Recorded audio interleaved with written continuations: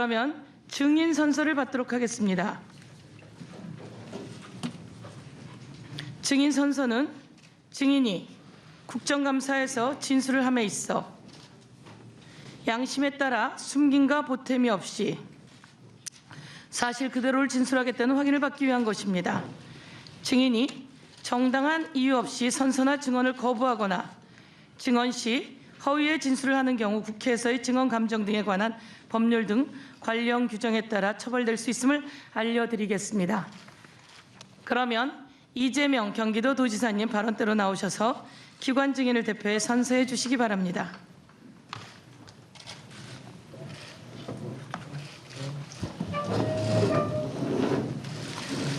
선서. 본인은 국회가 헌법 제61조, 국회법 제127조, 국정감사 및 조사에 관한 법률 제10조의 규정에 의해서 경기도 소관 업무에 대한 2021년도 국정감사를 실시함에 있어 기관장으로서 성실하게 감사를 받을 것이며, 또한 증인으로서 증언을 함에 있어서는 국회에서의 증언 감정 등에 관한 법률 제8조의 규정에 의해서 양심에 따라 숨김과 보탬이 없이 사실 그대로 말하고, 만일 진술이나 서면 답변에 거짓이 있으면 위증의 벌을 받기로 맹세합니다. 2021년 10월 18일 경기도 지사 이재명.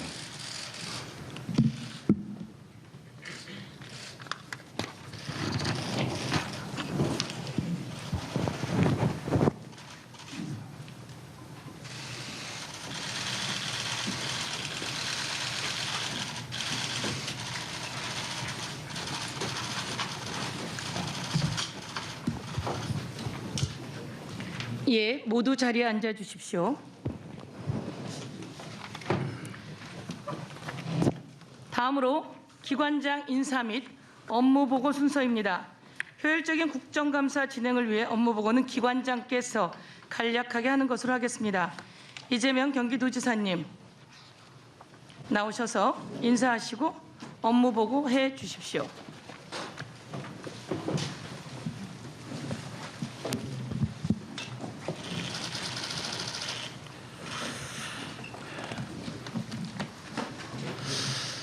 존경하는 서영교 위원장님, 그리고 국회 행정안전위원회 여러 위원님들의 경기도 방문을 진심으로 환영합니다.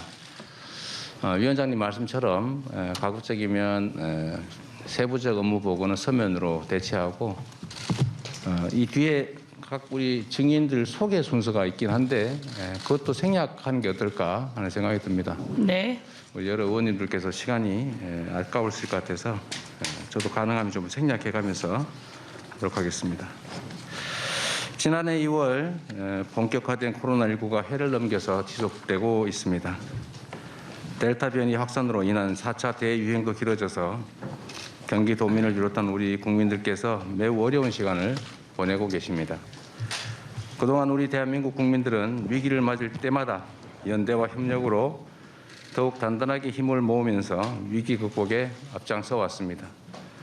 전 국민이 코로나19의 위기 속에서 나와 내 가족 그리고 공동체의 안전을 위해서 방역 대책에 적극적으로 협조해 주신 덕분에 우리는 일상의 회복을 향해서 한 걸음씩 더 나아가고 있습니다. 집합금지와 영업제한 조치에 기꺼이 협조해 주신 소상공인분들과 방역의 최전선에서 몸을 던져 헌신해 주신 의료진, 그리고 방역당국의 관계자 여러분께도 이 자리를 빌려서 진심으로 감사의 말씀을 전합니다. 앞으로도 경기도는 도민과 국민의 편안한 일상을 돌려드리기 위해서 중앙정부와 발 맞춰서 때로는 정부 정책을 보완 확대하고 또 할 수 있는 노력을 다해 가겠습니다. 우리 경기도는 공정한 세상을 만들기 위한 여정을 이어왔습니다. 우리는 과거 그 어느 때보다 더 많은 자본과 기술, 더 훌륭한 노동력과 인프라를 갖추고 있습니다. 그렇지만 저성장에 따른 기회 부족으로 불공정과 불평등은 심각해지고 있습니다. 경기도는 일상 곳곳에 관행으로 자리 잡은 특권과 반칙을 없애고 공정한 세상을 만들기 위해서 다양한 노력을 기울여 왔습니다. 불법 사금융의 민생 침해 행위를 엄단하고 페이퍼 컴퍼니 입찰 담합 제재를 강화하는 등으로 반칙과 특권을 통해서는 이익을 볼 수 없게 만들어가고 있습니다. 체납자 실태조사를 강화해서 상습 체납자는 단호하게 처분하고 또 생활 형편이 어려운 체납자에게는 구제의 손길을 내밀었습니다. 여름철이면 불법 행위가 반복되던 경기도의 하천과 계곡은 주민과의 대화와 협의를 통해서 자발적 원상복구를 장려하고 위법 행위에는 엄정한 행정 조치를 통해서 모두가 즐거움을 누리는 그런 공간으로 탈바꿈했습니다.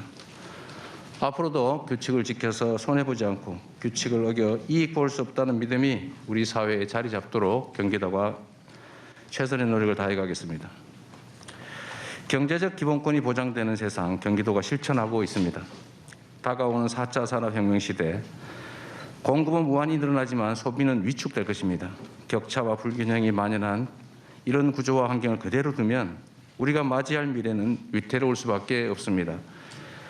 공동체가 함께 이루는 성장의 과실을 나누어 누구나 인간다운 최소한의 삶을 누릴 수 있도록 경제적 기본권을 강화해 나가야 합니다. 경기도는 2019년부터 청년 기본소득을 전면 시행해서 청년들의 사회 진출을 돕고 코로나19 위기 극복을 위해서 3차례 재난 기본소득을 지급해서 우리 경제의 모세혈관인 전통시장과 골목상권의 회복을 이끌었습니다. 지역화폐와 결합한 기본소득은 4차 산업혁명 시대 구조적 저성장의 새로운 대안으로 자리 잡고 있습니다. 기본 금융에 대한 사회적 논의도 더욱 확장해야 합니다. 국가와 국민의 신용을 바탕으로 성장한 금융제도가 더 이상 특정 고소득, 고자산가의 전유물이 돼서는 안 됩니다. 저신용, 저소득 금융 소외계층이 삶의 위기 속에서 손 내밀 곳은 불법적인 고금리 악덕 대부업자가 아닌 국가 그 자체여야 합니다. 집은 사는 것이 아니라 사는 곳이라는 인식 전환을 통해서 무주택자라면 누구나 안정적으로 평생을 거주할 수 있는 기본주택을 공급해서 주거 대란의 해결책을 마련해 가고 있습니다. 기본소득과 기본금융, 기본주택을 통해 헌법에 명시된 주권자의 권리인 경제적 기본권을 강화해서 국민의 더 나은 삶을 가꾸어 가겠습니다. 억울한 사람이 없는 따뜻한 경기도를 만들고 있습니다. 우리 경기도는 경제적 기본권 위에 도민의 생애 주기에 맞춘 촘촘한 복지 그물망을 더해 안전하고 따뜻한 세상을 만들어가고 있습니다. 공공산후조리원 확충, 산후조리비 지원, 초등학생 치과 주치 사업, 무상교복, 친환경 학교급식, 그리고 어린이 건강과일 공급, 청소년 교통비 지원, 여성 청소년 위생용품 지원 같은 도민의 정책 눈높이를 맞추기 위해서 부단히 노력해온 민선 7기 경기도정의 이정표 드립니다. 코로나19 위기 속에서 운영을 시작한 먹거리 그냥 드림 코너는 취약계층이 생계형 범죄로 내몰리지 않도록 하는 버팀목이자 나눔과 배려의 문화를 확산하는 촉매가 됐습니다. 노동이 존중받는 사회와 합리적 노동 환경을 만들기 위해서 청소경비 배달 노동자의 휴게시설 개선, 비정규직에 대한 공정수당 지급, 공공건설 노동자의 시중 노임단가 이상 지급 보장, 취약노동자 병가 소득 손실 보상, 노동자 휴가비 지원 사업 등을 선도적으로 도입했습니다. 청년의 사회적 기본권 보장을 위해서 청년 면접수당, 군복무, 경기청년 상해보험, 대학생 학자금 대출이자 지원, 청년 기본대출 정책 등을 발굴해서 경기도는 차별화된 청년 정책을 만들어 왔습니다. 특별한 희생이 있는 지역에 특별한 보상이 주어져야 합니다. 균형 발전은 대한민국의 지속적 성장을 위한 핵심 과제입니다. 지역적으로 기회나 자원이 한쪽에 편중되면 결국 비효율을 초래하기 때문에 이를 바로잡는 과정이 반드시 필요합니다. 대한민국의 축소판 경기도에서도 균형 발전은 중요한 과제입니다.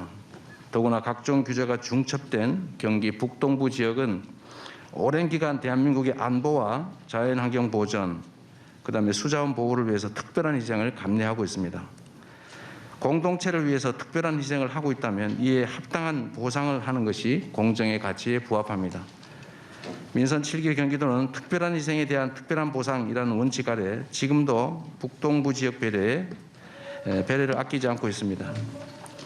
더 많은 SOC 예산을 배정하고 있고 규제 강도에 비례해서 정책과 예산에 우선권과 가점을 부여하고 있습니다. 경기도가 2019년부터 3차에 걸쳐서 15개 공공기관을 이전하기로 결정한 것도 그 일환입니다. 일부 반대 목소리도 있지만 그 의견도 충분히 수렴해서 흔들림 없이 추진하겠습니다. 접경 지역을 품고 있는 경기도는 반환 공여지, 군사시설 주변 지역에 대한 지원도 시급합니다. 수도권의 맑은 물 공급을 위해서 중첩 규제를 받고 있는 8당 지역 특별대책 지역에 대한 지원 또한 소홀히 할 수 없는 균형 발전 과제라는 점 말씀드립니다. 지역 발전을 가로막는 불합리한 규제는 합리화해서 주민들의 삶의 불편을 줄이는 데도 꾸준히 힘을 기울이겠습니다. 위기를 기회로 전환적 성장을 주도해 가고 있습니다. 공정성 확보와 경제적 기본권 보장, 촘촘한 복지 그물망을 토대로 대전환의 위기 속에서 기회를 찾고 새로운 성장을 주도해 가겠습니다. 미래형 인적 자원 육성 시스템으로 기초과학과 첨단 기술을 키우고 대대적인 인프라 확충과 선도적인 산업 재편으로 새로운 일자리와 지속적 공정 성장의 길을 열어야 합니다.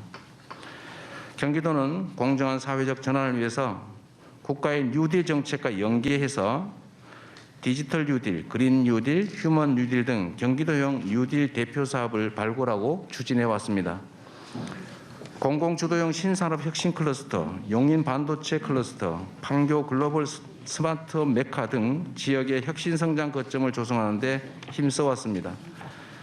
일본 수출 규제 산업에 대한 지원 강화, 소재 부품 장비 사업의 연구 지원, 경기 스타트업 플랫폼 구축, 권역별 특화 산업과 연계한 창업 지원 등 민간의 수요에 맞는 신산업 정책을 강화해 가고 있습니다.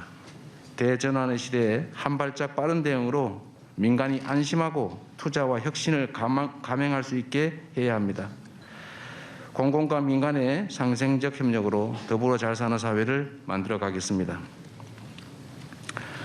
존경하는 서영교 위원장님 그리고 위원님 여러분, 오늘 국정감사를 통해서 경기도의 여러 현안과 정책을 두루 살펴주시기 바랍니다.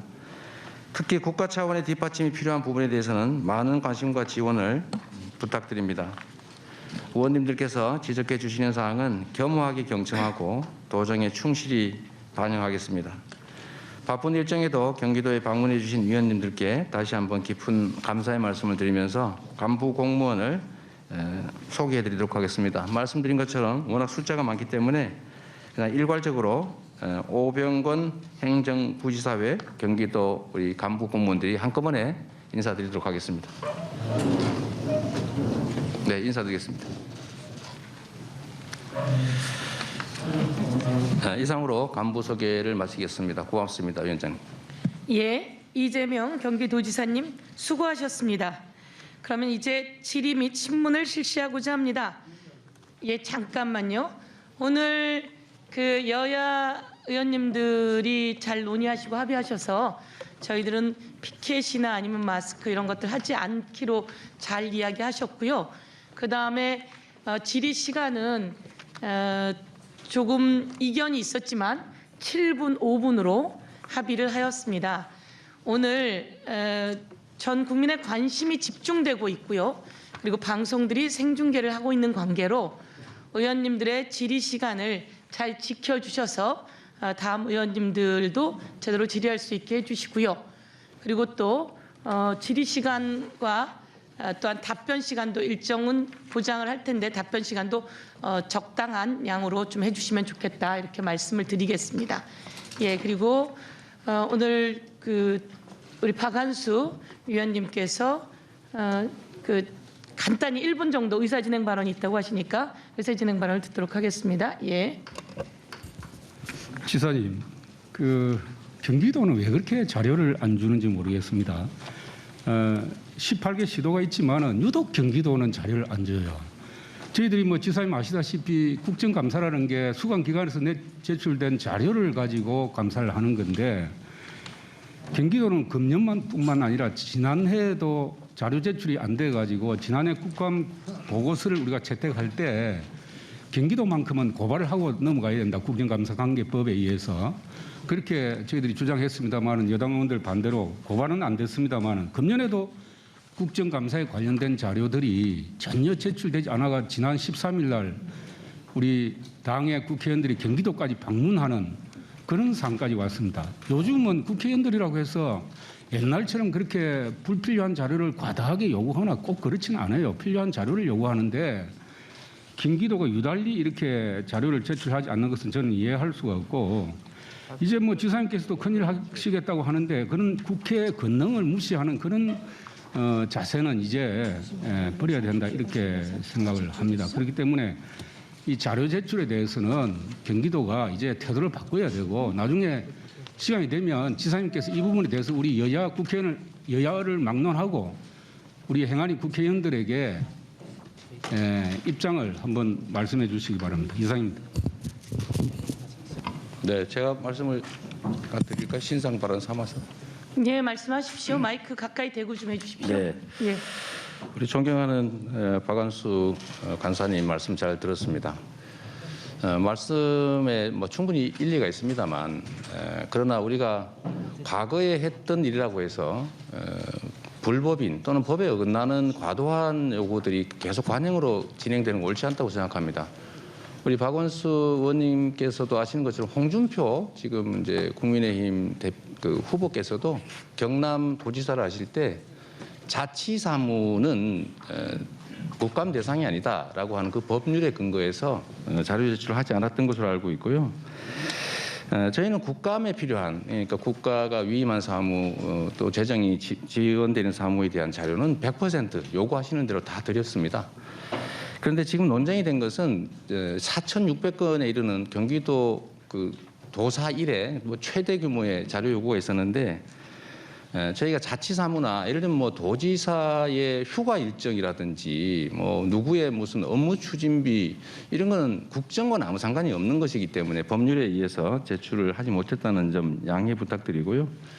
특히 대장동 자료 관련해서 이제 논쟁이 있었는데, 그때도 제가 말씀드렸던 것처럼 대장동 관련 자료는 성남시 사무여서 성남시의 자료가 있지 경기도에는 전혀 자료가 없습니다. 저희도 그 자료를 못 봐가지고 저희가 이제 언론에서 막 보도하면 그걸 추적해서 파악하는 수준인데, 성남시와 그다음에 성남도시공사가 제출한 자료들 저에게 제출하라고 요청해서 다 제출이 됐다는 말씀드리고, 예. 대장동 관련된 자료만 해도 분량이 10,000페이지 가까이 되는 건데, 어쨌든 저희는 할 수 있는 충분한 배려를 해드렸다는 점 이해 부탁드립니다. 네.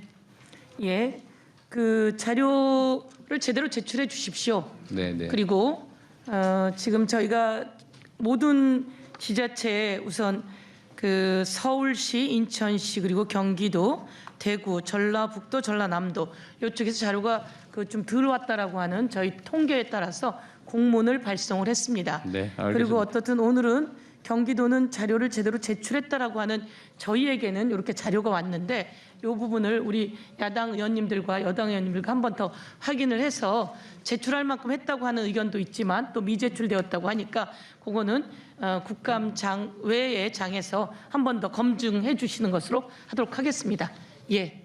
그러면 이렇게 말씀 의사진행 발언을 끝내고 여당에서는 안 하셔도 되겠죠? 예.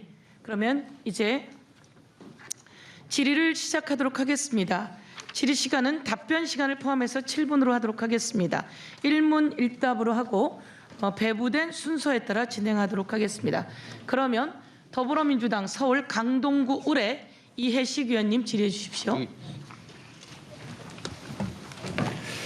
네, 서울 강동구 을 출신 더불어민주당 이해식입니다. 지사님 더불어민주당 대통령 후보로 되신 것을 진심으로 축하드립니다. 그리고 코로나19 대응 등 민생 현안을 꼼꼼하게 챙겨주고 계시는 우리 경기도 공직자 여러분께 감사의 말씀을 드리면서 질의를 시작하도록 하겠습니다. 대장동 개발과 관련해서 질의하겠습니다. PPT 올려주시고요. 제가 보기에 대장동 개발의 핵심은 결합 개발에 있다고 생각합니다. 대장지구에서는 택지 개발을 하고 대장지구에서 10km 떨어진 이 지도에서 나옵니다만 오른쪽 상단에 신흥동 구시가지에 공원을 조성하는 것이 17,000평 정도. 당시 시장께서는 세금 한 푼 안 들이고 하겠다 이렇게 얘기를 했습니다. 그다음 PPT 네. 보여주세요. 2012년 6월 27일 날 취임 2주년 기자회견입니다. 결합 개발을 시행하고 그리고 시민 세금 부담이 전혀 없이 공원화한다. 이게 핵심인 것 같습니다. 네. 그때 당시는 이 성남시의회 한나라당 다수 의석이었고 공공개발을 줄기차게 반대하던 때였기 때문에 이게 공공개발로 갈지 아니면 민관 합작으로 갈지 잘 몰랐던 시기인데 이때에도 줄기차게 그러니까 대장지구에서 공익을 환수를 해가지고 그 재원으로 공원 개발을 하겠다 이렇게 생각하고 있었다는 뜻이죠. 그 본시가지는 평지 공원이 하나도 없어서 50만이 거주하는데도 불구하고 이게 10년 이상 그 당시 기준으로 10년 이상 1공단이라고 하는 가장 비싼 그 시내 요충지인데 거기를 공원으로 만들자는 민원이 있었고 저희 또 공약이기도 하고 김태년 국회의원의 공약이기도 하고 해서 해야 되는데 문제는 이게 재원이 3천억 가까이 들기 때문에 도저히 그렇죠. 할 수 없는 상태에서 대장동 개발 이익이 최하 6, 7천억 정도가 예상됐기 때문에 이걸 전부 환수해서 이 공원을 만드는 그런 기획을 하고 있었습니다. 네, 그다음 PPT 보여주세요. 그래서 사전 이익 확정 방식으로 대장동 공원화하는 재원 2,500 성남 1공단 공원화하는 비용으로 2,561억 원 그리고 임대주택 부지에 1,822억 원 도합 4,383억 원을 사전 이익 확정 방식으로 환수를 했고 그리고 2017년 3월 달 부동산 값이 들썩거리는 그 시점에서 다시 추가로 대장동 지역의 터널 공사 등을 추가 환수했죠. 그래서 이것과 관련해서는 민간 개발업자들이 소송을 할지를 몰라서 부재소 특약 확약서를 진구를 하는 이제 그런 방식으로 철저하게 공익을 환수하는 방식으로 갔는데 이때 당시에 이런 방식에 대해서 공산당 같다 이런 말씀을 들었다고 제가 알고 있는데 그 경위에 대해서 잠깐 설명을 해주시기 바랍니다. 이게 원래는 그 100% 개발 이익을 환수할 예정이었고 최대 한 7, 8천억 정도 이렇게 예정이 됐는데 그 당시 새누리당 현재 국민의힘 시의회가 당론으로 이걸 민간 개발을 허용해라 이제 공공 개발을 반대한다라고 해서 지방채 발행을 부결하고 뭐 공사 설립도 방해하고 당시에 시장 선거를 준비했던 신영수 국회의원 또 이분까지도 민간 개발을 계속 요구하고 있는 상황이어서 결국은 민관 합동 개발 외에는 방법이 없었습니다. 그래서 최초에는 개발 예정 이익이 6,200억 정도였는데 이제 저희가 70%가 넘는 이제 4,400억을 환수해서 아까 말씀하신 것처럼 1공단 공원화하고 1,822억 원을 상한으로 한 네. 임대 부지 또는 현금을 받기로 했고 그런데 이게 2015년은 여러분 아시다시피 그 부동산 경기가 엄청 나쁠 때입니다. 그러니까 미분양이 막 속출할 때 있는데 그 자료 한번 보여주시면 좋겠어요. 그때는 이 정도 저희가 환수했는데 그 후에 2017년이 되니까 이제 부동산 가격이 올라가는 기미가 있어서 이것도 하고 좀 그래프 하나 줘보세요. 보시면 2015년부터 2016년까지 이 미분양이 속출하던 때입니다. 이제 이 시점에서 저희가 이제 했는데 이제 27년이 되니까 줄어들기 시작하는 거죠. 네. 그래서 저희가 보시면 저희 2017년 6월에 저희가 그 1,100억을 추가 환수했습니다. 사실 인허가권을 남용했다고 비난받을 만한 사안이었는데 저희가 실시계 인가를 하면서 이거 더 부담해라. 그래서 주변에 터널 공사 같은 걸 부담시켰습니다. 근데 그렇게 하니까 저희가 사실 한 80% 정도를 환수한 꼴이 됐는데 네, 많이 알려진 사안. 갑자기 이렇게 올라가면서 네.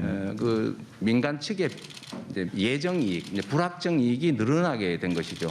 저희는 올라가든 내려가든 이게 많이 떨어졌다면 저희들은 그래도 이익은 확보하는 것인데 하여튼 이게 이제 부동산 경기 때문에 지금 이제 국민들께서 실망하는 그런 상황이 발생한 것 같습니다. 네.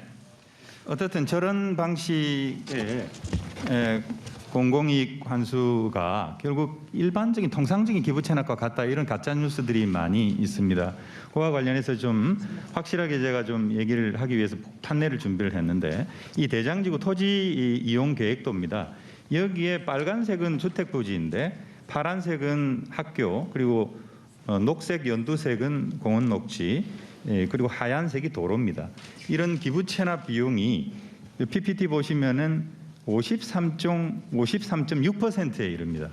그래서 이런 통상적인 기부 체납 외에도 충분한 5,503억에 달하는 그런 공익을 환수했다 이렇게 평가할 수 있는 것이죠. 정확하게 더 추가의 말씀을 좀 드리면 통상적으로 도시 개발을 할 때 이제 기부 체납되는 공원, 도로 이런 것들은 대개 한 48% 정도가 된다고 합니다. 그런데 여기는 이제 53%로 사실은 다른 개발 지역보다 훨씬 이 환수 비율이 높은 거죠. 네. 그런데 우리 지사님께서 시장으로 출마하기 이전에는 민간 개발을 주장했다. 이런 언론 보도가 일부 있었는데 이것에 대해서 좀 해명을 해주시기 바랍니다. 네. 그 당시에 제가 시장 선거를 할 당시는 그 객관적으로는 LH가 이 지역을 공공개발을 공개적으로 그 행정 절차에 의해서 실제 시행하고 있었기 때문에 사실 민간 개발한다고 하는 것은 불가능한 얘기였죠. 그런데 제가 그때 당시에 말씀드린 거는 그때 당시에 LH가 매우 그 횡포를 많이 부리던 때였습니다. 성남시에서 위례 신도시도 그렇고 재개발 문제도 그렇고 그래서 우리 의원님 기억하시겠지만 제가 포크레인 가지고 그 LH 정문을 불법시설물이라고 철거한 그런 일까지 있을 정도 갈등이 심했는데 당시 우리 주민들은 이걸 뺏긴다고 생각하고 있었던 거죠. 그래서 저희는 시 주도의 개발, 민간 개발을 시 주도의 개발을 하되 해당 지역 주민들이 참여하는 방식을 그때는 검토했던 겁니다. 이 LH가 하더라도 주민들에게 일정 포션을 주든지 아니 보상을 충실하게 해라라는 주장을 했던 것이고 저희가 얘기한 건 공약집에도 있습니다만 성남시 주도의 이제 뭐 이런 표현을 제가 써놓은 이유가 사실 그런 것 때문이었죠. 근데 LH가 시행하던 이 해당 부지는 이미 공공개발이 진행 중이었기 때문에 민간개발을 얘기할 여지가 없는 것인데 아마 주민들은 당시에 이미 땅을 민간 개발업자한테 다 판 상태여서 아마 그런 주장을 했던 거 아닌가 싶은 생각이 들고요. 네. 저희는 6월 28일 제가 취임하기 3일 전에 LH가 갑자기 네. 포기했기 때문에 그때부터는 공공개발, 성남시 주도 공공개발을 명확한 입장을 가지고 있었습니다. 네. 예. 이해식 의원님 수고하셨습니다. 다음은 국민의힘의 부산 북구 강서구 울의 김도읍 의원님 질의해 주십시오. 우리 경기도 공무원 여러분 어려운 시기에 수고 많으십니다. 자 이제 이 지사님 제가 아수라의 제왕 그분은 누구인가 한번 검토를 좀 해보려고 합니다. 자 시작합시다. 당군도 놀랄 그분의 괴력에 대해서 이야기해 볼게요. 그분은 당군도 놀랄 만한 괴력을 지녔습니다. 한국 정치 참 부끄럽죠. 그분 이전 시대에는 이 기업에서 돈 뜯어가고 저 기업에서 돈 뜯어가는 뜯어쓰는 시대다. 이제 그분은 뜯어쓰는 시대는 가라. 이제 나는 만들어 쓴다. 그분의 시대는 대장동, 위례, 백현, 코나이, 성남FC 등을 통해 알 수 있듯이 인허가권과 작업조를 이용해서 1조 원이라는 돈도 만들어 쓰는 시대로 만들었다. 엄청난 괴력을 가지고 있죠. 그러면 증인 선서를 받도록 하겠습니다. 증인 선서는 증인이 국정감사에서 진술을 함에 있어 양심에 따라 숨김과 보탬이 없이 사실 그대로를 진술하겠다는 확인을 받기 위한 것입니다. 증인이 정당한 이유 없이 선서나 증언을 거부하거나 증언 시 허위의 진술을 하는 경우 국회에서의 증언 감정 등에 관한 법률 등 관련 규정에 따라 처벌될 수 있음을 알려드리겠습니다. 그러면 이재명 경기도 도지사님 발언대로 나오셔서 기관 증인을 대표해 선서해 주시기 바랍니다.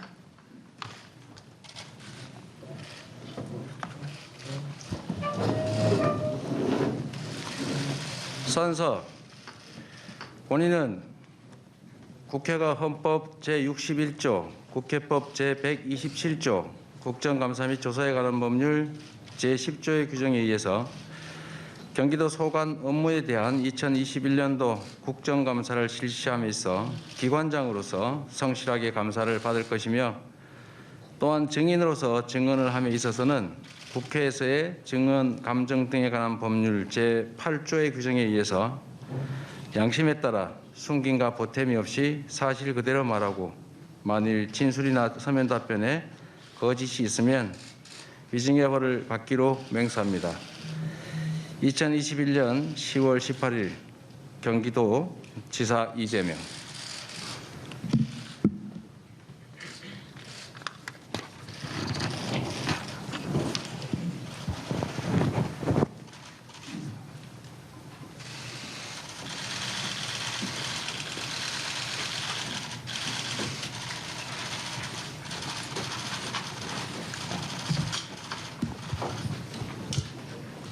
예, 모두 자리에 앉아 주십시오. 다음으로 기관장 인사 및 업무 보고 순서입니다. 효율적인 국정감사 진행을 위해 업무 보고는 기관장께서 간략하게 하는 것으로 하겠습니다. 이재명 경기도지사님 나오셔서 인사하시고 업무 보고 해 주십시오.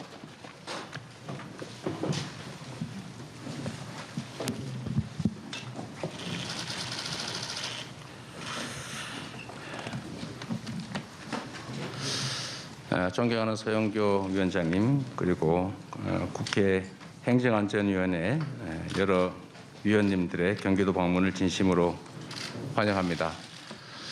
위원장님 말씀처럼 가급적이면 세부적 업무 보고는 서면으로 대체하고 이 뒤에 각 우리 증인들 소개 순서가 있긴 한데 그것도 생략하는 게 어떨까 하는 생각이 듭니다. 네.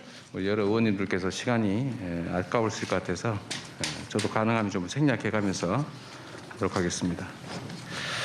지난해 2월 본격화된 코로나19가 해를 넘겨서 지속되고 있습니다. 델타 변이 확산으로 인한 4차 대유행도 길어져서 경기도민을 비롯한 우리 국민들께서 매우 어려운 시간을 보내고 계십니다. 그동안 우리 대한민국 국민들은 위기를 맞을 때마다 연대와 협력으로 더욱 단단하게 힘을 모으면서 위기 극복에 앞장서 왔습니다. 전 국민이 코로나19의 위기 속에서 나와 내 가족 그리고 공동체의 안전을 위해서 방역 대책에 적극적으로 협조해 주신 덕분에 우리는 일상의 회복을 향해서 한 걸음씩 더 나아가고 있습니다.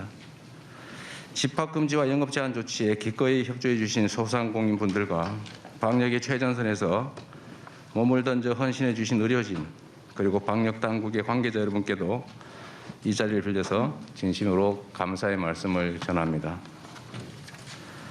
앞으로도 경기도는 도민과 국민의 편안한 일상을 돌려드리기 위해서 중앙정부와 발 맞춰서 때로는 정부 정책을 보완 확대하고 또 할 수 있는 노력을 다해 가겠습니다. 우리 경기도는 공정한 세상을 만들기 위한 여정을 이어왔습니다.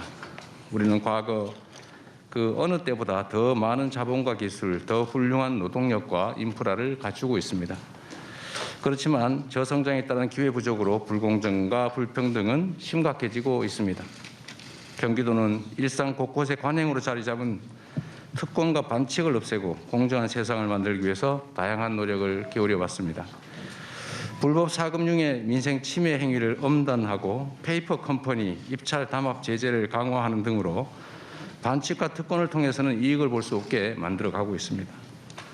체납자 실태조사를 강화해서 상습 체납자는 단호하게 처분하고 또 생활 형편이 어려운 체납자에게는 구제의 손길을 내밀었습니다. 여름철이면 불법 행위가 반복되던 경기도의 하천과 계곡은 주민과의 대화와 협의를 통해서 자발적 원상복구를 장려하고 위법 행위에는 엄정한 행정 조치를 통해서 모두가 즐거움을 누리는 그런 공간으로 탈바꿈했습니다. 앞으로도 규칙을 지켜서 손해보지 않고 규칙을 어겨 이익 볼 수 없다는 믿음이 우리 사회에 자리 잡도록 경기도가 최선의 노력을 다해 가겠습니다. 경제적 기본권이 보장되는 세상 경기도가 실천하고 있습니다. 다가오는 4차 산업혁명 시대 공급은 무한히 늘어나지만 소비는 위축될 것입니다. 격차와 불균형이 만연한 이런 구조와 환경을 그대로 두면 우리가 맞이할 미래는 위태로울 수밖에 없습니다. 공동체가 함께 이룬 성장의 과실을 나누어 누구나 인간다운 최소한의 삶을 누릴 수 있도록 경제적 기본권을 강화해 나가야 합니다. 경기도는 2019년부터 청년 기본소득을 전면 시행해서 청년들의 사회 진출을 돕고 코로나19 위기 극복을 위해서 세 차례 재난 기본소득을 지급해서 우리 경제의 모세혈관인 전통시장과 골목 상권의 회복을 이끌었습니다. 지역화폐와 결합한 기본소득은 4차 산업혁명 시대 구조적 저성장의 새로운 대안으로 자리 잡고 있습니다. 기본 금융에 대한 사회적 논의도 더욱 확장해야 합니다.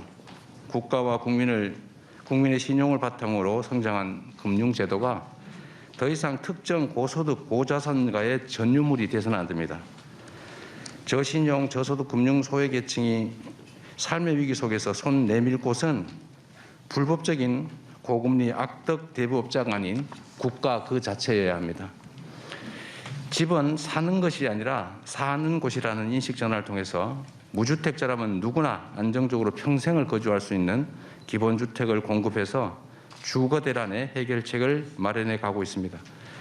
기본소득과 기본금융, 기본주택을 통해 헌법에 명시된 주권자의 권리인 경제적 기본권을 강화해서 국민의 더 나은 삶을 가꾸어 가겠습니다.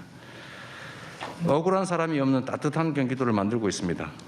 우리 경기도는 경제적 기본권 위에 도민의 생애 주기에 맞춘 촘촘한 복지 그물망을 더해 안전하고 따뜻한 세상을 만들어가고 있습니다.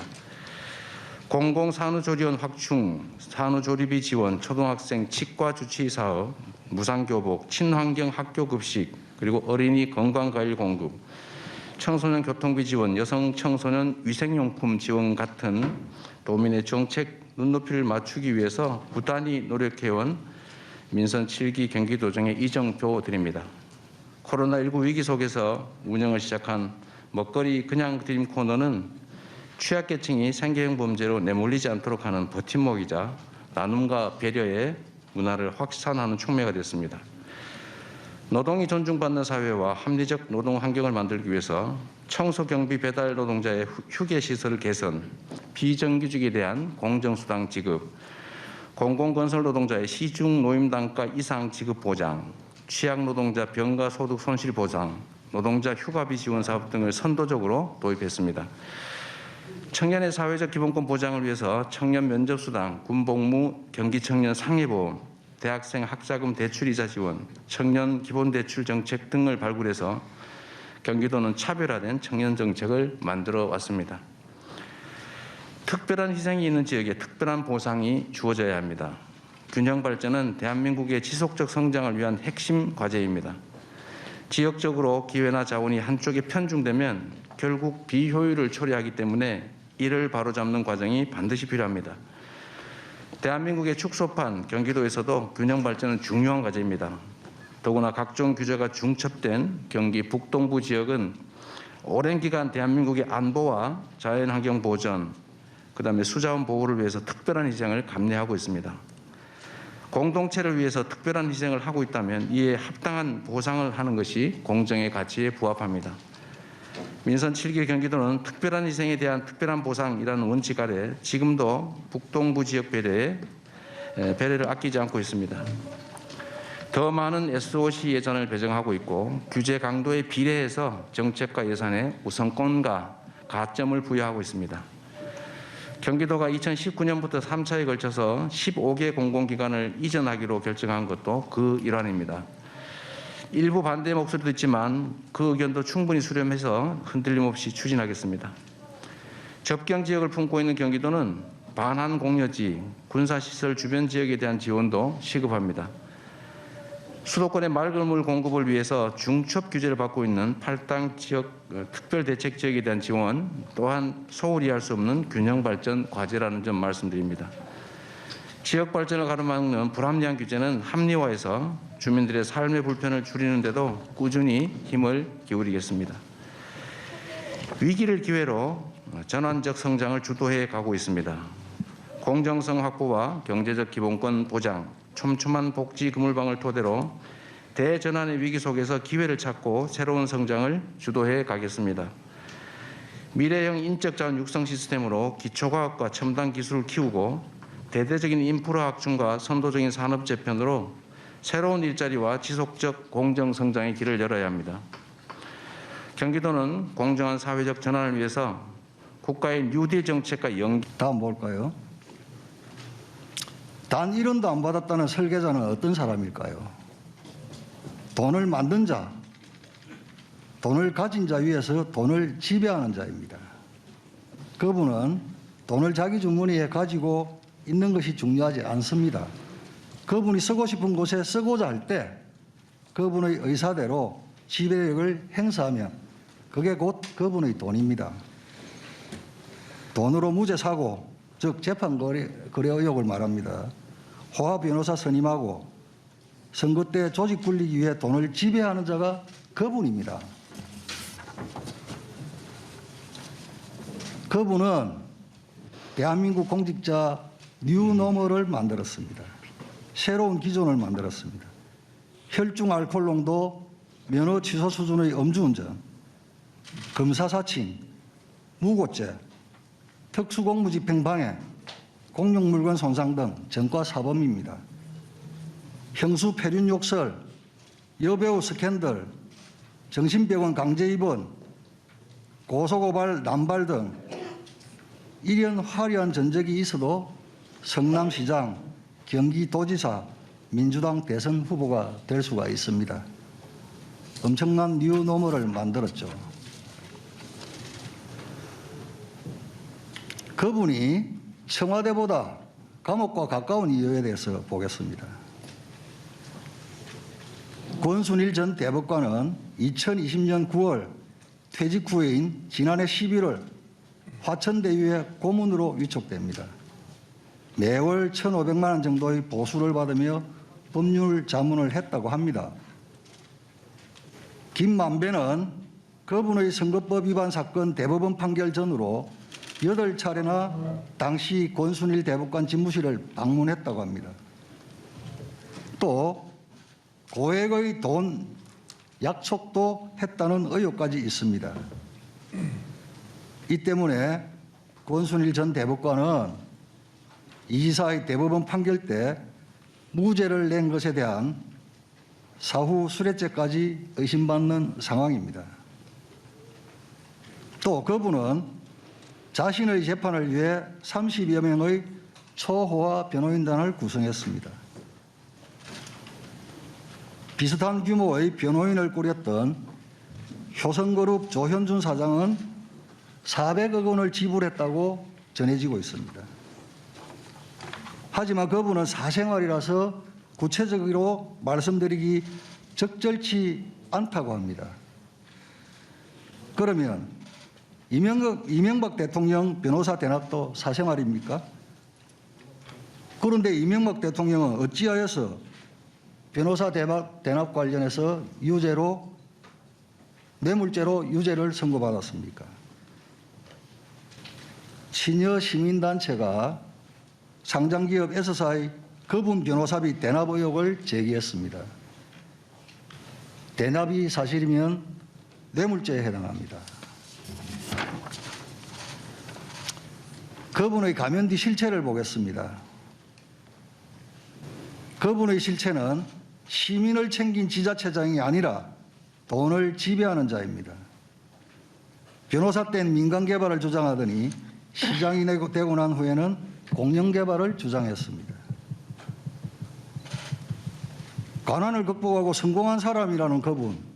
그러나 그분의 진면목은 권력과 돈의 교집합 꼭대기에서 세상을 내려다보고 있습니다. 서민을 위한다는 그분은 오히려 서민을 위한 임대주택 용지 비율을 축소하고 국민에게는 기본 시리즈의 기본을 강조하면서 자신의 주변은 돈벼락을 맞고 그 돈을 주무르는 사람들로 가득합니다. 그분의 승승장구는 앞으로 우리 아이들의 교육에 준법과 도덕이라는 가르침은 없애야 하는 시대가 될 것이라는 점을 의미합니다. 이기면 무법도 법이 되고 무도함도 예가 되고 폐륜도 출세할 수 있는 시대가 될 것입니다. 막 살아도 권력만 주면 된다는 교훈을 우리 아이들에게 가르칠 수는 없습니다. 지금의 자리도 그분에게는 온당치 않습니다. 앞으로도 이런 이상현상이 반복되어서는 결코 안 됩니다. 특검 거부로 그분이 누구인지 인정되었습니다. 오죽했으면 여의도 옆 대나무숲 민주당 보좌진의 외침입니다. 우리 당 60년 역사, 김대중, 노무현, 문재인을 대통령으로 배출한 당에서 이런 사람이 대선 후보라니 나 솔직히 참담하고 창피하다. 음주운전의 전과 사범이 회관 인턴으로 지원했다 치자 어떤 의원실이 그런 직원 받을까? 당연히 그런 수준의 이력은 일반 회사의 원수도 못 낸다. 보통의 인생이면 일반적인 사람이면 최소한의 인격 수준을 갖출 생활인이라면 그런 욕은 알지도 못하고 남에게 할 생각도 못한다. 내가 욕한 게 아니야. 집권여당 대선주자 말씀이야. 너무 참담했다. 누가 알아볼까 봐 자리를 얼른 피했다. 이 퇴행이 우리를 어디 이 민주당 보좌진의 여침에 대해서 지사님 답변합니다. 네, 제가 먼저 이렇게 발언할 기회를 주신 점 감사드립니다. 우선 제가 네. 잠깐 질문 중에 아까 이해식 의원처럼 주고받으시면 답변을 또 그렇게 하시고 또 그 간사님하고도 말씀을 나눴지만 또 쭉 그 질의를 하시고 또 일정 정도 답변을 하실 시간은 일정 정도는 조금 보장한다 이렇게 이야기를 했습니다. 그래서 그 네. 일정 정도 그 답변을 말씀하실 수 있도록 그렇게 하도록 하겠습니다. 네, 네. 우리 잠깐만 여기 비행기가 지나가고 나면 예. 네.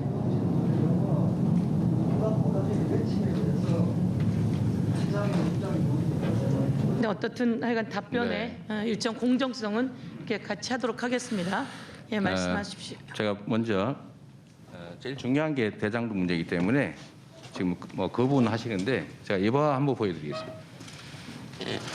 세상에 단순한 이치가 있습니다. 누가 도둑이냐 이렇게 얘기를 하면 도둑을 작물을 가진 사람이 도둑인 게 맞습니다. 자, 이거 질문에 있던 아니, 겁니다. 예, 답변하십시오. 질문에 저기 있던 겁니다. 질문하셨고 지난번에도 그런 게 있어서 일정 시간은 아니 그렇게는 이게 국정감사가 의원님 아시고 계시겠지만 일정 정도 답변 들으시고 자, 난 다음에 그리고 이야기하시죠. 우리 김도부 의원님 얘기하실 때도 다 들었으니까 좀 듣고 나서 시간은 어떻든 좀 배분을 할 테니까 그렇게 하시죠. 예, 우선 조금 기다려 네. 주십시오. 예, 말씀하십시오. 예. 그리고 부정부패의 주범은 돈을 받은 사람입니다. 네, 이 말씀 드리고요. 돈을 준 사람은 이 지사님 죄책거리예요. 네, 의원님, 네, 제가 답변 좀 드리고 하시면 좋을 것 같고요. 제가 자꾸 돈을 제가 줬다는데 제가 말씀드렸지 않습니까? 제가 만약에 진짜 화천대유의 주인이고 돈을 가지고 있다면 정말 길 가는 강아지에게 던져줄지라도 고문치사, 정치사가 아니라 저 유서 대필 사건 조작했던 곽상도 의원 아들 같은 분한테는 절대 한 푼도 줄 수 없다 이런 말씀 드렸잖아요. 제가 왜 거기다 드리겠어요? 여기 의원님들을 드릴지 뭐 혹시 모르겠지만. 그리고 아까 말씀하신 것 중에 제가 뭘 해먹었다 이런 취지인데요. 의원님, 분명한 사실은 의원님께서 소속하고 있는 국민의힘의 과거 새누리당이 당의 당론으로 공공개발을 막았습니다. 그 막는 바람에 저희가 질문에 답하는 중입니다. 혹시 네, 우선, 불편하시더라도 저도 1380만 명을 대표하는 도지사입니다. 답변할 수 있는 기회는 주시면 좋겠고요. 지사님 참고로 말씀하시는 대로 질문 질의했으면 반박 자료가 언론에 그대로 지금 실시간으로 반박 자료 바로 나갑니다. 뭐 상관없습니다. 그 당연히 하시겠죠. 질문 질의했으면 반일에도 답변할 수 있게 해주세요. 그런 법이 어디 있어요, 그거? 그런 법이 여태 있었습니다. 자, 여러분, 그 어떻든 자, 질문하신 제가- 거에 대해 답변할 수 있는 일정량은 보장해야 되는 게 서로 알고 계시는 거고요. 그리고 우리 지사님께서도 적당한 시간으로 딱 끊어서 네, 제가 답변하고 지금 정리해 1분도 주십시오. 말씀 못 드려서 조금만 예, 기회를 주십시오. 말씀하십시오. 예. 일단은 이 사건은 국민의 제가 시간 재고 있습니다. 그렇게 얘기하지 마시고요. 예, 빨리 정리할게요. 가능하면 예. 저도 기회를 좀 주시면 예. 좋겠습니다. 이제 전부 다 조용히 해주시고 예, 경기도지사님 답변하십시오. 예. 이 사건은 명백하게 국민의힘이 공공개발을 못하게 막았고 국민의힘이 그 동생이 뇌물 받아서 민간개발 주장했고 국민의힘 국회의원이 LH에 국정감사에서 압력 넣어서 LH의 공공개발 포기시켰고 성남시가 제가 공공개발하려고 했을 때 무려 4년이 넘도록 다수 의석을 활용해가지고 공공개발 막으면서 민간개발 강요했고 이 개발 이익을 차지한 민간업자에게 어떤 형태든 금전적 이익을 나눈 건 다 국민의힘 소속의 국회의원 또는 국민의힘이 추천한 국민의힘에 가까운 검찰 출신 변호사들 이런 분들입니다. 그리고 저는 말씀드렸다시피 아까 그 개발 이익 규모를 한번 보여드리면 좋겠는데 최대 1조 원에 이룰 수 있는 이 개발 이익을 100% 환수하려고 했고 그거를 못하게 막았기 때문에 그나마 절반 또는 70%라도 환수한 게 이 사건의 진실입니다. 그리고 아까 말씀하신 중에 설계 얘기하셨는데요. 그럼 다음에 하겠습니다. 아니 그런데 아니 예. 이때가 이렇게 지금 말씀을 조금 더 하시고 네. 지금 이제 한 2분 정도 했거든요. 그러니까 43분에 시작해서 46분 시작했는데 지금 아까 이제 주고받은 얘기 있어서 2분인데 예. 네. 그럼 정리하시겠습니까? 아니 그러면 하나만 좀 더 예, 하겠습니다. 그렇게 하고 정리해 네. 주십시오. 예. 아까 대선 자금 말씀하셨는데 제가 대선을 전에도 치러봤지만 저는 후원금 쓰고도 남아가지고 반납했습니다. 대선 자금이 왜 필요합니까? 선관위에서 지급되는 돈이 수백억이 있는데 그거는 국민의힘 입장에서는 할 수 있는 얘기고요. 변호사비 말씀은 제가 미리 이 자리에서 드리겠습니다. 제가 선서한 증인이기 때문에 사실대로 말 안 하면 위증죄에 해당될 거 아닙니까? 제가 그 말씀을 지금 아예 밝혀드리도록 하겠습니다. 궁금하실 테니까요. 짧게 해 주십시오. 예. 제가 수사 과정, 그다음에 1심, 2심, 3심 재판 3번, 헌법재판소, 헌법소원까지 이 5건의 재판을 했고요. 여기에 선임된 사람은 개인 사명 법무법인 6곳입니다. 무슨 30명 하시는데 다 아시잖아요. 무슨 어디 하우 선임하면 거기 몇 명 지정하시잖아요. 그건 한 명이죠. 제가 선임한 건 6명이었고요. 개인 4명의 법무법인 6명이었고요. 이 중에 한 개 법인이 사임을 했습니다. 이거 빼고 그러니까 또 민변 전임 회장 3분이 지지 차원에서 변론에 참여하지 않고 서명해 주신 게 있어서 총 14명이고요. 네. 저는 변호사비를 농협하고 삼성증권 계좌로 다 송금했고 그 금액은 2억 5천만 원이 조금 넘습니다. 그리고 예, 대부분 정리해 다 주십시오. 사법연수원 동기거나 대학 친구, 법대 친구들 이런 분들이어서 효성과는 비교하지 않으시면 좋겠고요. 저는 2억 8천 몇백만 원 낸 것도 너무 저한테는 큰 부담입니다. 그런데 이런 데면 400억 변호사비 줬다는 얘기를 비교하시는 건 옳지 않은 것 같고요. 아까 네. 무슨 재판 거래 말씀하셨는데 예.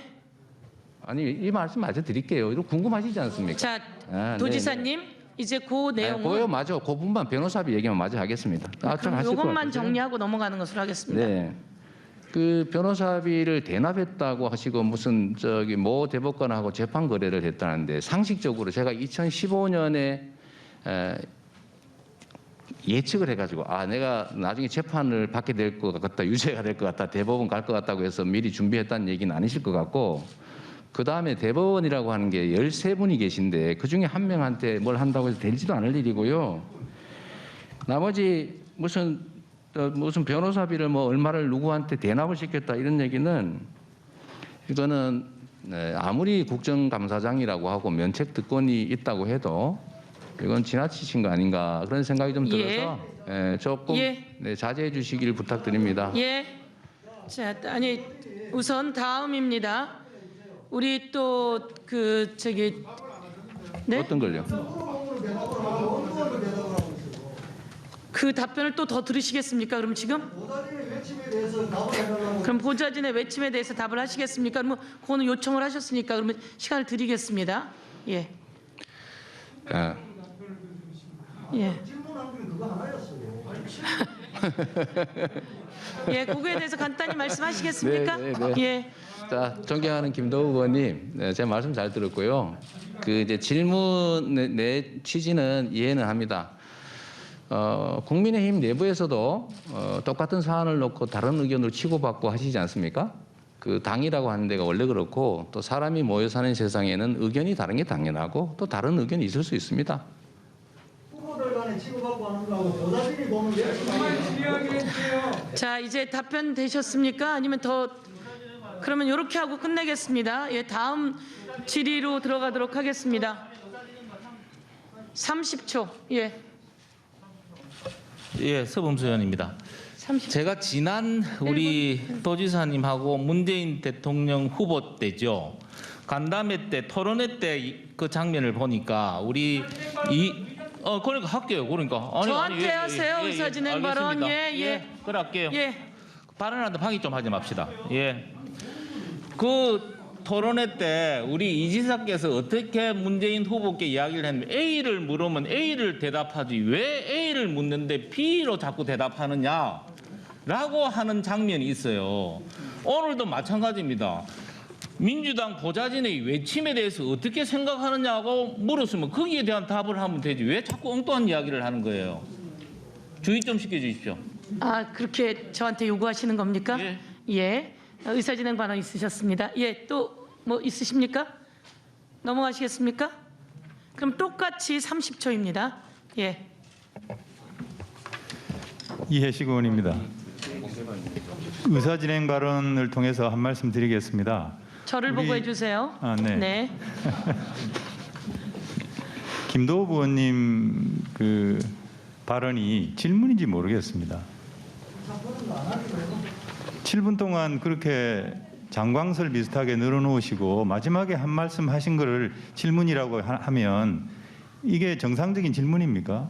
그런 방식의 질문은 좀 하지 말아 주셨으면 좋겠습니다. 누구한테 요구하시는 거예요? 위원장한테 요구해 네. 주십시오. 네, 위원장님한테 요구를 드리고 위원장님이 의사 진행을 그런 방식으로 좀 해주실 것을 부탁드립니다. 예, 우선 양쪽 김도읍 의원님, 제가 진행자입니다 오늘. 양쪽 의원님들이 의견 있으셨습니다. 다 그 의견 그 간사님들하고 한 번 더 상의하도록 하겠고요. 이제 그다음 질의로 들어가도록 하겠습니다.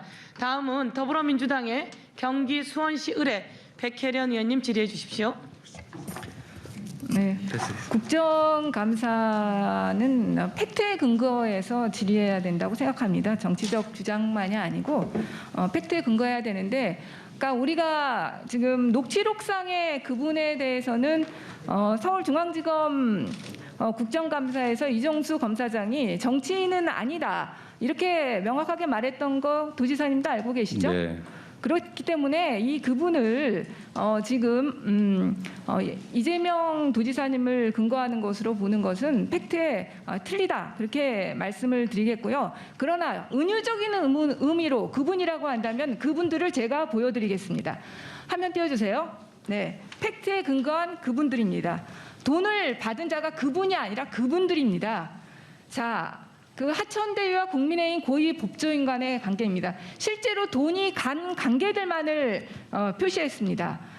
지금 존경하는 박수영 의원님이 폭로하신 50억 클럽에 들어가 있는 분들 보겠습니다. 각상도 전 국민의힘 박근혜 정부 민정수석, 그다음에 박영수 전 특검, 박근혜 정부에서 야당 추천으로 특검 되셨던 분입니다.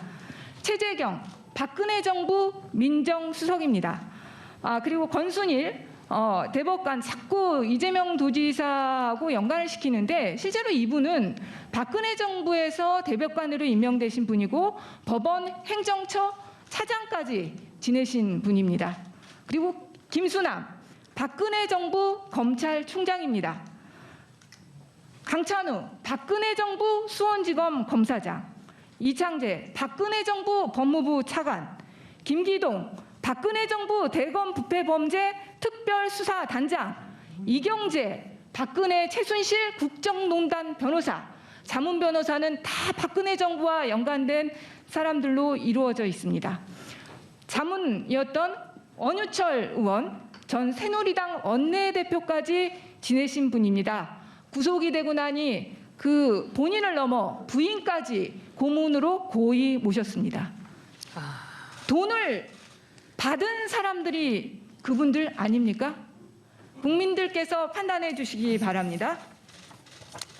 대장동 건과 관련해서 저는 굉장히 유감스러운 부분이 두 번의 대장동 사건, 이 국민들이 분노하는 이 돈잔치를 막을 수 있는 기회가 두 번 있었다고 생각합니다. 그런데 그것을 막지 못했습니다. 첫 번째는 이 사건에 대해서 2010년에 이미 등장하는 이 천화동인의 남욱과 정영학 이런 관계자들에 대한 수사가 있었습니다.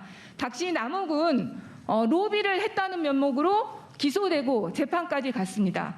한나라당 A 의원의 D 보좌관 잘 알고 있다. A 의원뿐만 아니라 같은 국도위 소속 B 의원과 C 의원도 잘 알고 있다.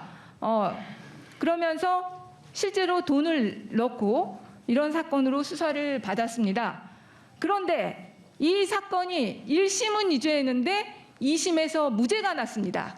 그때 2심의 무죄 판결을 선고한 사람은 지금 국민의힘의 대통령 후보인 최재형 후보입니다. 그때 여태까지 후보셨잖아요. 그럼 부인하세요.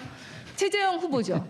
최재형 후보가 무죄를 썼습니다. 그때 이 사건이 끝까지 유죄에 갔다면, 더 명확하게 갔다면 이 기존 토건 세력들을 쳐낼 수 있었다고 봅니다. 그리고 이 사건에서 더 유감스러운 것이 당시에 신영수 국회의원의 동생에게 뇌물을 줬던 그 이모 씨 시행업자에 대한 공소 사실입니다. 거기에 보면은 이 돈 세탁을 한 내역이 나와요. 회계 자문료 명목으로 정영학이 운영하는 회계법원에 회계 자문료 명목으로 1억 1,000만 원 넣고 돈 계속 넣어서 그것을 남욱에게 지급해서 법인 자금을 횡령한 사건으로 처벌받았습니다. 이 업자는요. 이 업자는 처벌받았는데 당시에 정영학도 사실은 공범입니다. 그러니까 정영학에 대해서도 수사가 됐어야 되는데 하나도 수사가 되지 않고 참고인으로 그냥 넘어간 겁니다. 정영학은 사실은 그때부터 지금까지 일종의 기획자로서 활동해온 사람인데 그 사람에 대한 수사는 전혀 이루어지지 않은 것이죠. 그때 한번 이것을 대장동 사건 기존 토건 세력을 쳐낼 수 있는 기회가 있었는데 제대로 검찰에서 수사를 하지 않았기 때문에 여태까지 그것이 남아서 이런 파장을 일으키고 있습니다. 두 번째, 또 이 사건을 바로잡을 기회는 한 번 더 있었습니다. 이 시행업자 이모 씨가 부산저축은행을 비롯한 여러 저축은행으로부터 1,430억 원의 대출을 받았고 이 사건이 수사가 됐습니다. 대검 중수부에서 전체적으로 이 저축은행 부실 사건과 관련해서 불법 대출 사건을 다 조사를 했죠. 그래서 이 업자도 마찬가지로 수사 대상이 됐습니다. 그런데 김만배 씨가 박영수 전 특검을 변호사로 소개했습니다. 공교롭게도 그때 부산저축은행 부실 대출 사건의 주인 검사는 윤석열, 지금 국민의힘 후보였습니다. 이때 이 사건을 확실하게 조사를 했다면 대장동, 지금 기존 토건 세력들을 쳐낼 수가 있었을 거예요. 그런데 제대로 수사하지 못했기 때문에 두 번의 기회를 다 놓치고 그 사건이 지금까지 이어지게 된 겁니다. 도지사님은 지금 제가 볼 때는 제가 확인해 보니까 이 천화동인 일당들이 처음에 2015년에 이 사업에 공모를 할 때는 특정 금전식당이란 가면을 쓰고 들어왔기 때문에 도지사의 입장에서는 도시개발고사 협약을 맺을 때야 SK증권 이름으로 또 들어왔고요. 그러니까 이름이 전혀 나타나지를 않아요. 그러니까 이 기존 토건 세력이라는 것은 알 수 없었던 것으로 보입니다. 그래서 어떻습니까? 제 지금 이 두 번의 이 수사 과정에서 그런 거 있었다는 부분하고 그다음에 이 천화동인 관계자들 아셨던 건지 그거에 대해서 좀 대답 좀 해주시기 바랍니다. 의원님 잘 아시겠지만 저는 2002년도에 소위 파크뷰 용도 변경 사건 때문에 구속된 일이 있습니다. 그 용도 변경을 통해서 부정비리 저지르고 토건 이익 취하는 것을 반대 운동을 하다가 제가 구속돼서 소위 말하는 아까 말씀하신 전과 중에 하나가 됐는데 그때 제가 알게 된 것이 정말 돈 한 푼 안 들이고 PF를 통해서 이렇게 수천억씩 돈을 벌 수 있다는 사실을 알고 제가 정말 놀랐고 그래서 그때 제가 이 좀 구조 연구를 위해서 대학원에 진학해서 사실은 부정부패 연구를 한 일이 있습니다. 그런데 이 대장동이 아주 그 판박이었던 것인데 아까 말씀하신 것처럼 사실 최초에 이 LH가 개발을 하고 있는 상태에서 무슨 그 강심장이었길래 이 1,몇백억대를 돈을 빌려가지고 다 땅을 사냐. 있을 수 없는 일이죠. 명백한 부실 대출이었는데 이거를 이제 지금 윤석열 후보가 주임 검사로서 수사를 하면서 이 부분은 빼서 제가 이제 한번 물어본 일이 있습니다. 그때 말씀하신 대로 수사 제대로 했으면 이거 다 공중분해 됐겠죠.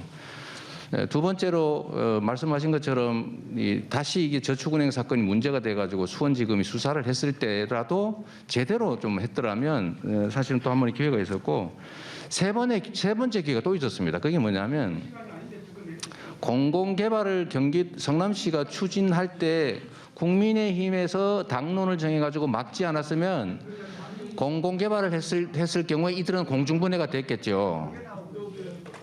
잠깐만요. 지금 제가 의원님, 네. 아까도 그렇게 했는데 그거는 다시 한번 서로가 이야기해서 조정을 하는 걸로 하고요. 지금 답변 중이니까 잠깐 이렇게 하고 아까도 이제 답변하는 동안 요게 틀어져 있었어요. 대나무 숲이. 그래서 어떻든 그렇게 하고 발언을 중단시켰는데요. 네. 예. 네. 자, 우선 답변할 때는 그냥 좀 답변에 집중해 주시면 네. 좋겠습니다. 그리고 다시 그 내용은 여야 간사님 간에 합의해 네. 주시고 논의해 주십시오.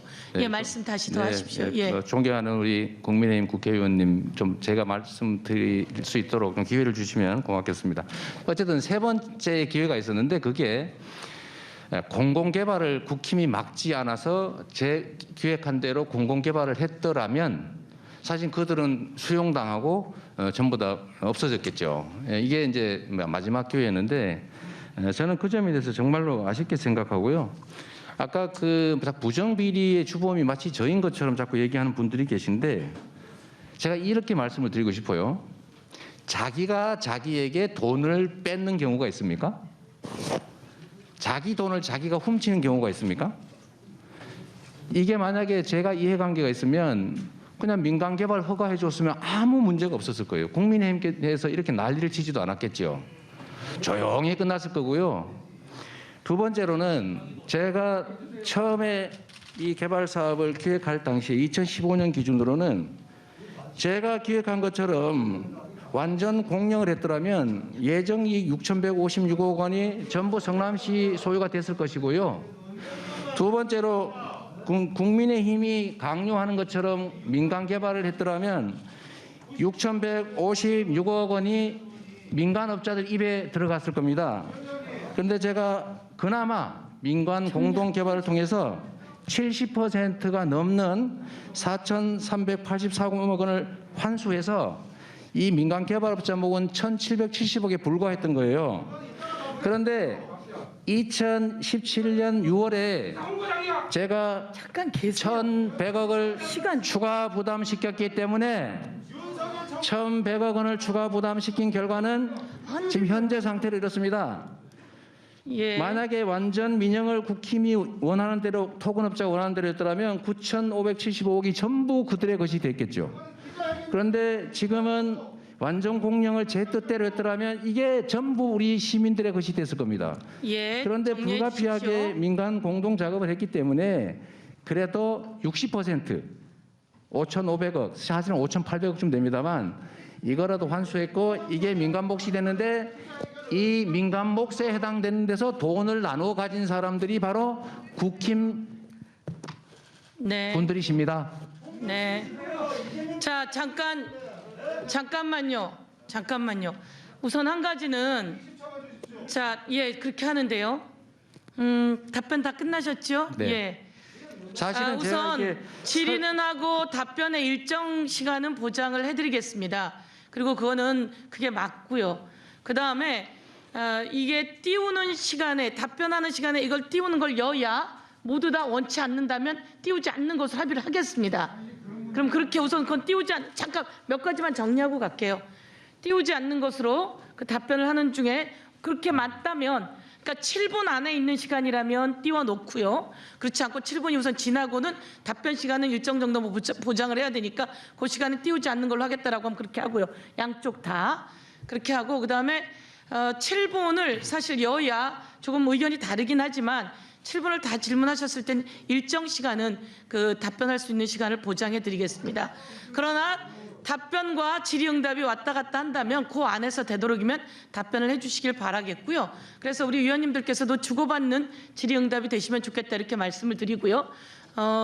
그다음에 그 질의하고 이러는 시간에는 되도록이면 저도 잘 안 들리거든요. 그래서 상대들이 질의할 때는 얘기하지 않아 주시는 것이 기본적으로 맞는다 이런 말씀을 드리겠습니다. 그리고 여기서 이제 딱 말씀하실 게 간사님이 하시겠습니까? 누가 하시겠습니까? 그럼 간사님이 하시는 걸로 하겠습니다. 간사님 말씀하십시오. 뭐 우리 위원장님 진행하는데 제가 할 생각은 없는데 네. 뭐 우리가 원만하게 진행되도록 다 여야 협조를 네. 해야 되는데 이 장소는 경기도 국정에 대한 국정감사장입니다. 지사님은 1,800만의 대표를 하지만 우리는 5천만의 대표예요. 국회의원이 질의하는 것은 국민이 말씀하시는 거예요. 여기가 이재명 도지사 개인 홍보장이 아닙니다. 저를 향해서 의사진행 발언해 그렇기 때문에 주십시오. 답변을 아까 우리 위원장께서 말씀하신 대로 네. 만약에 일문일답식으로 하면 7분 답변 시간이 질문 시간을 끝내도록 해주시고 만약에 7분을 다 질의를 하게 되면 답변 시간을 드리는 건 좋습니다. 줬는데 시간을 정하세요. 3분이면 3분, 5분이면 5분. 지금 질문 시간 7분 하면 답변 8분 해요. 8분. 이렇게 해가지고 우리가 그렇진 답변들을 않고요. 오는 거 제가 아니잖아요. 시간은 쟀습니다, 의원님. 저도 그렇지 않습니다. 시간은 제가 네, 쟀고요. 당연히 야당 의원님들이 그 얘기를 하실 텐데 시간을 제가 안 재겠습니까? 쟀고요. 우선 그 얘기는 조금 더 이야기하기로 하고 저를 보고 의사진행 발언해 주십시오.